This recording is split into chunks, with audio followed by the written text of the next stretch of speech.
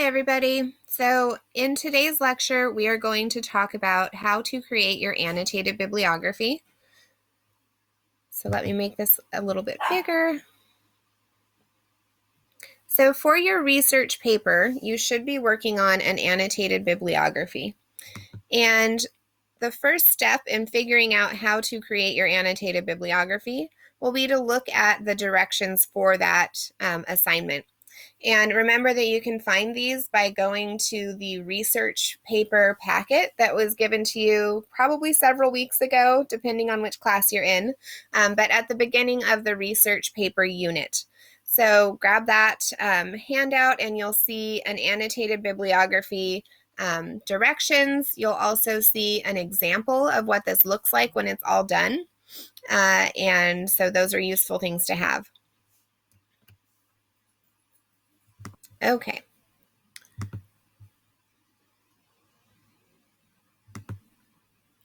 So once you've looked at the directions for the annotated bibliography, it's time to make sure that you have everything you need to go ahead and complete this assignment. So one of the first things you'll need to do is to choose a topic. Remember that the purpose of the research paper is to look at a problem. So the first several pages of your paper will be all about that. The next several pages will be all about big picture solutions. So these are things like changing laws or changing, big things about how we as a society handle different problems and so on. And then the last several pages will talk about how individuals can get involved to help affect that change or to help support these big picture solutions. So make sure you understand what kind of research paper this is before you choose the topic. Then go ahead and choose your topic. Remember that you can choose a topic that we discussed in class. So if one of those stands out to you, choose one of those.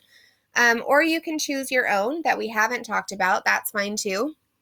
Just make sure that you clear it with me first if you're going to choose one that we haven't discussed in class. So once you've chosen a topic, then it's time to start thinking about specific things that you'll need for the annotated bibliography. So our end goal here is to have a working thesis for the essay, all of the sources that you'll plan on using in the essay. So these are articles, videos, and so on. A works cited page that's in MLA format. And then underneath each of your citations, you'll also need to write a paragraph explaining how you'll use each of those sources in the essay. So all of this put together, that is your annotated bibliography assignment. Okay, so once you have chosen your topic and you're starting to write the annotated bibliography, you'll need to write your thesis. Remember that for your thesis statement for this assignment, you need to state the problem that you're researching, tell us why it matters, state some big picture solutions to the problem, and then state some steps that individuals can take to help address the problem. Remember that you're just giving us a really basic sort of overview of what is coming in your paper. So it is not necessary to list all of your, aspects of the problem or all of your big picture solutions. You can't do that in a thesis. But it is going to sort of hint at a couple of those things. If you're stuck with writing your thesis, I have a template here that you can use. You're welcome to put your thoughts into this sort of format, and then you can either leave them like that and go with that thesis statement, or you can change it as you continue writing, right? But this is a good place to start if you're stuck. And down here at the bottom of the screen, you can see an example that is in this format. So for instance, let's say we were writing about human trafficking. Then I would fill in those blanks, right? So human trafficking is a problem because it affects people everywhere, and a potential solution could be to strengthen human trafficking laws. Individuals should try to help by raising awareness and advocating for tougher laws. So you can see how by reading this particular thesis statement, my reader is going to know what the problem is that I'm addressing. My reader will also know what some big picture solutions are that I propose, and they'll also see my take on how individuals should get involved. And then in the essay itself, of course, I would expand on all of this stuff, but as long as I'm hinting at it here, that's good enough. Okay, so once you've got your working thesis going, then it's time to go ahead and grab your sources. So you'll need to find articles and other sources that you'll use as evidence in your research essay. Remember to use scholarly articles. You can also use some of the videos that were given to you in class or other videos that are reputable. So see the previous lectures on those topics. We have lectures about how to find sources. We also have a lecture about how to evaluate sources. So if you haven't checked those out yet, I recommend doing that now. You can also get help with that part of it from the tutorial center on your campus. And remember that tutorial centers are virtual right now. So even if campus is closed, they're still available to you. You can also get help with this by contacting a librarian. You can also ask your group for help, and of course you can ask me. So remember that you need to evaluate those sources as you're finding them. A great place to find scholarly articles and videos are the previous modules for our class, and you're welcome to use any of the articles and videos provided in class to help cut down on your workload, right? So if any of the stuff that we have already worked with works for your topic, go ahead and use those things.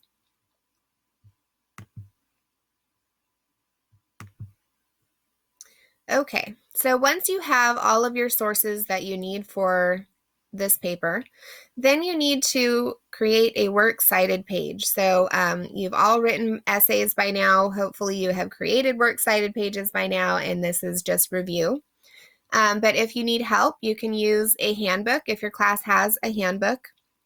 You can also use citation generators such as these, and they will help you put your article information into the correct format so that you have an MLA citation for each source. Make sure that you alphabetize because that's how they should appear in your works cited page. Once you have your works cited page and you have each of your sources cited in MLA format, then the last step is to write a paragraph about each source. So this is a screenshot of what that looks like.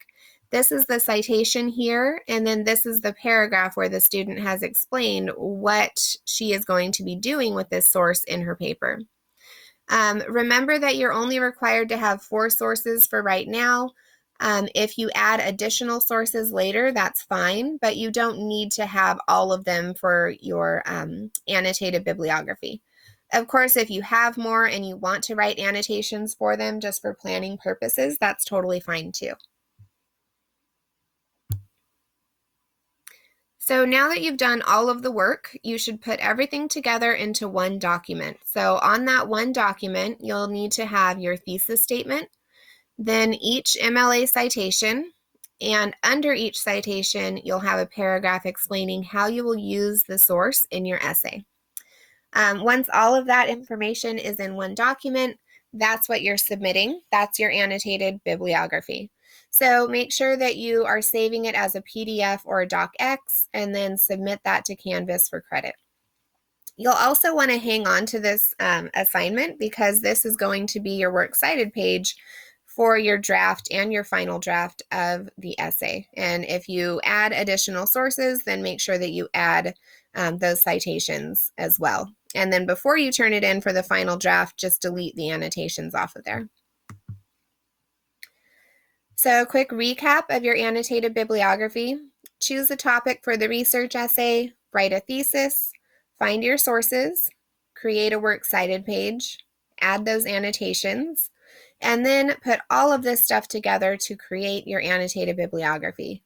Make sure you turn it in on Canvas, make sure it's a docx or a PDF file. If you need help, make sure you get yourself to tutoring, rely on your group, and or ask me for help.